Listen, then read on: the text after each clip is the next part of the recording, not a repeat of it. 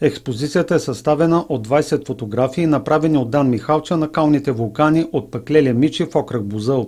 Артистичното начинание, както го определя неговия автор, има за цел да създаде съвременно художествено произведение, което да фокусира вниманието върху няколко теми.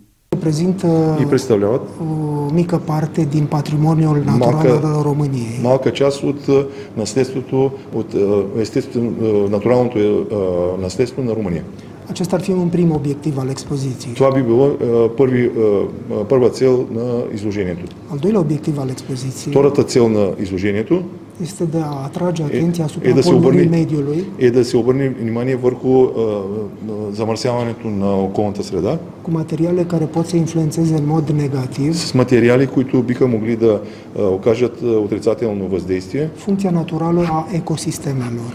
Върху естествената функция на екосистемите. Фотографиите са обработени за всеки отделен цвят, за да се постигне дълбочина на полето и по-силно въздействие върху зрителите.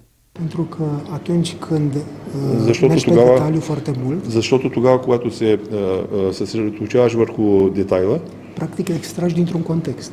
Практически извличаш от един контекст. De ce este important asta? Защо е важно това?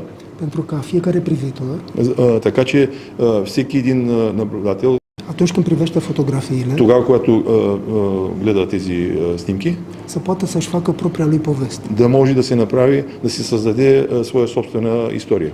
Изложбата "Как диша земята" може да се види в Екомузея до края на юли.